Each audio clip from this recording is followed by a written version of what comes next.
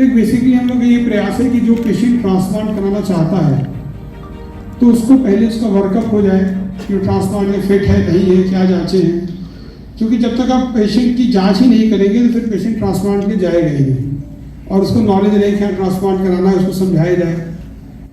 फिर ट्रांसप्लांट के बाद भी पेशेंट्स को फॉलो बहुत ज़रूरी है, क्योंकि हम लोगों ने अक्सर देखा है कि पेशेंट्स कई बार दिल्ली से, मुंबई से, इवन कलकत्ता से, चेन्नई से ट्रांसप्लांट करा लेते हैं, फिर वो कभी दिखाने नहीं जाते हैं, ये सोच के ट्रांसप्लांट हो गया, काम खत्म हो गया। तो फिर उसमें क्या होता है कि 2-3 साल बाद उनकी किडनी फिर वो खराब हो जाती है, क्योंकि दवा नहीं खा रहे, कोई फॉलोअप नहीं हो रहा है। एंड इसलिए आप बार बार मुंबई और चेन्नई कलकत्ता जा नहीं सकते हैं, तो ये बहुत बड़ा इशू होता है। आदमी एक बार तो जोर लगा के ट्रांसप्लांट कराता है तो दिखाता नहीं है। तो इसमें अगर इस शहर में हमारे सेंटर पे ये हम लोग का प्रयास है कि अगर हम लोग जो है एक डेडिकेटेड ओपीडी ट्रांसप्लांट ही शुरू करें, जिसमें डॉक्टर साहब रहेंगे, हम लोग हैं, तो जो पेशेंट ट्रांसप्लांट करा के आ चुके हैं, चाहे अपोलो से कराएं चाहे कहीं से भी कराएं, तो उनके लिए एक रेगुलर फॉलोअप रहे, क्योंकि ट्रांसप्लांट एक बार करना तो ठीक है, हो गया, उसका फॉलोअप बहुत जरूरी है, नहीं सिर्फ किडनी रिजेक्ट हो जाएगी आपकी। और उसके बाद जब हमें लगेगा पेशेंट फिट है, ट्रांसप्लांट के लिए उपयुक्त है, डोनर रेडी है उसका, तो फिर उसको डॉक्टर साहब के पास अपोलो भेज दिया जाए, ट्रांसप्लांट हो जाए, फिर वहाँ फॉलोअप हो जाए। फिर जब आपके शहर में आए तो उसके बाद उसका रेगुलर फॉलोअप रहे। तो डॉक्टर साहब का भी दिन फिक्स हो गया है कि एक हफ्ते के एक शुक्रवार को जो है आएंगे, तो जो जिनका ट्रांसप्लांट होना है उनको भी देख लेंगे, और जिनका नहीं हुआ है, जिनका हो गया है, जिनको फॉलोअप चाहिए वो है। तो बेसिकली प्रयास इसलिए कि हमारे शहर में ट्रांसप्लांट में की जागरूकता है नहीं, क्योंकि ट्रांसप्लांट इलाहाबाद में भी है नहीं, और कॉलेज में एक आध हुआ है ट्रांसप्लांट से, और ट्रांसप्लांट किडनी मरीजों की संख्या आपको पता ही बहुत ज़्यादा है। और करीब जो एस्टिमेट है कि जो ओवरऑल जो पॉपुलेशन है हमारे देश की, उसका 1 से 2% पेशेंट्स हैं जो किडनी बीमारी से सफ़र कर रहे हैं, तो 140 करोड़ सोचिए कितना नंबर आता है।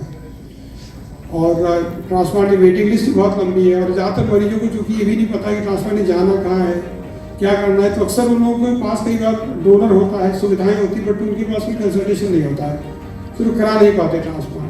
और डायलिसिस में कुछ दिनों के बाद चूँकि बार बार डायलिसिस सेंटर पे आना जाना पड़ता है, तो वो लोग फिर फैटिग हो जाते हैं, हताश हो जाते हैं, फिर वो क्वालिटी ऑफ लाइफ भी उतनी अच्छी नहीं रहती है। तो डेफिनेटली जिसकी भी किडनी खराब है उसके बाद दोनों उपचार उपलब्ध है, डायलिसिस भी है और ट्रांसप्लांट भी है। पर डायलिसिस की अपनी प्रैक्टिकल प्रॉब्लम्स है, मान लीजिए शहर से बहुत दूर रह रहे हैं तो डायलिसिस में हफ्ते में बार बार 2-3 बार आना संभव नहीं हो पाता है, तो ये ट्रांसप्लांट एक बहुत अच्छा इलाज है।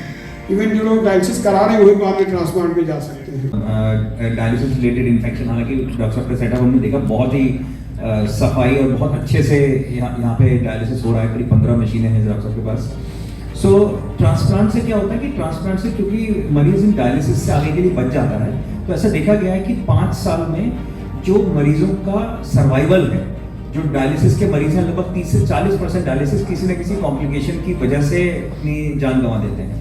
सो ये जो संख्या है ट्रांसप्लांट कराने से, ये संख्या उससे 5 गुनी कम हो जाती है। तो यानी कि ऐसे ही 5 ही 7% लोग होते हैं जिनको किसी न किसी कॉम्प्लिकेशन से उनकी जान चली जाती है। ये बात बहुत सही है कि ट्रांसप्लांट कराना एक अंत नहीं है, एक शुरुआत है, क्योंकि ट्रांसप्लांट कराने के बाद जीवन भर उस किडनी को बचाने के लिए दवाइयाँ लेनी पड़ती हैं, और वो दवाइयाँ शरीर की इम्यूनिटी को कम करती हैं। तो उससे क्या होता है कि इन्फेक्शन का खतरा कुछ बढ़ जाता है, कैंसर का खतरा बढ़ जाता है, इसलिए लाइफ लॉन्ग उसकी फॉलोअप की बहुत ज़रूरत है। इसके लिए ये कहना कोई नहीं, आपने कहीं से भी करा लिया, किसी कोलकाता से करा लिया, चेन्नई से करा लिया, फिर उसके बाद आपने छोड़ दिया, तो ये तो एकदम गलत बात है। तो इसके लिए स्पेशलिस्ट नेफ्रोलॉजिस्ट को फॉलोअप तो बहुत ज़रूरी है। अब बात आती है कि ट्रांसप्लांट के लिए डोनर कौन होता है। 2 तरह के डोनर होते हैं इसमें, या तो लाइव डोनर, मतलब कोई रिश्तेदार या दूर का रिश्तेदार, या कोई बहुत ही रेयर सिचुएशन में कोई अनरिलेटेड गुड समैरिटन जो होता है, वो अपना एक गुर्दा दान कर सकता है। उससे वो एक एकदम सुरक्षित ऑपरेशन होता है, क्योंकि ये की होल या लेप्रोस्कोपिक विधि से किया जाता है, जिसमें मरीज की जो छुट्टी है वो 2 से 3 दिन में हो जाती है। जो डोनर है, मरीज नहीं कहना चाहिए, जो डोनर है, और अल्टीमेटली उनकी जो गुर्दा, जो कि पहले मान लीजिए 2 गुर्दे हैं तो 100% फंक्शन है, तो वो इमीडिएटली उनका फंक्शन 50% रह जाता है, लेकिन over a period of time वो 50% और गेन हो जाता है। तो मतलब अल्टीमेटली उनका जीवन 100 की जगह 75% फंक्शन पे चल रहा होता है, ना कि 50% पे। तो इसके लिए वो एक सेफ चीज़ है डोनर के लिए भी। दूसरे तरह के डोनर होते हैं जिनकी किसी अनफॉर्चुनेट इवेंट से जान चली जाती है, खासतौर से यंग पीपल जिनकी ट्रॉमा हो गया है, उनकी ब्रेन इंजरी ऐसी हो गई है लेकिन हार्ट चल रहा है जिसमें कि मतलब वो बच नहीं सकते हैं। तो ऐसे लोगों का अंगदान जिसको हम बोलते हैं हमें डिजीज डोनर, ये नॉर्थ इंडिया में बहुत बड़ी रिक्वायरमेंट है, अभी तक प्रैक्टिकली नॉन एग्जिस्टेंट है। साउथ में खास तौर से तमिलनाडु और कर्नाटक और केरल, इन सब प्रदेशों में ज़्यादा अच्छे से इसका सिस्टम चल रहा है। तो ये हमारे प्रदेश के लिए बहुत ज़रूरी है क्योंकि kidney care centre Allahabad Prayagraj के साथ हम महीने में एक बार एक डेडिकेटेड किडनी ट्रांसप्लांट ओपीडी का शुभारंभ किया है, जो हर महीने के चौथे शुक्रवार को होगी। इसके माध्यम से हम एक बहुत महत्वपूर्ण बीमारी क्रॉनिक किडनी डिजीज यानी किडनी फेलियर की बीमारी को एड्रेस करना चाहते हैं। जैसे किडनी की प्रॉब्लम के जो मरीज हैं वो अक्सर गुमराह रहते हैं कि कब उसका डायग्नोज हो, कैसे वो ट्रीट हो, और अगर ट्रीटमेंट हो रहा है, डायलिसिस हो रहा है तो किस मरीज का ट्रांसप्लांट हो सकता है, नहीं हो सकता है। ये सब चीज़ों को एक स्ट्रीमलाइन करने के लिए इन दोनों हॉस्पिटल ने आपस में हाथ मिला करके इस ओपीडी की शुरुआत की। सो क्रॉनिक किडनी डिजीज के बारे में ये बताना चाहूँगा कि ये क्रॉनिक किडनी डिजीज यानी किडनी की वीकनेस होना या किडनी का फेलियर होना एक बहुत आम बीमारी है। ऐसा एक अनुमान है कि भारत की लगभग 1% आबादी chronic kidney disease, advance chronic disease से ग्रसित है। ऐसा अनुमान है कि लगभग 2 से 2.5 लाख लोग प्रति वर्ष एडवांस क्रॉनिक डिजीज की सूची में जोड़े जाते हैं, जिनको डायलिसिस की जरूरत पड़ती है, जीवन भर डायलिसिस की जरूरत पड़ती है। और डायलिसिस के अलावा जो दूसरा तरीका है ट्रांसप्लांट, जो कि एक बेहतर क्वालिटी ऑफ लाइफ इन मरीजों को दे सकता है, उसमें भी बहुत ज्यादा गैप है।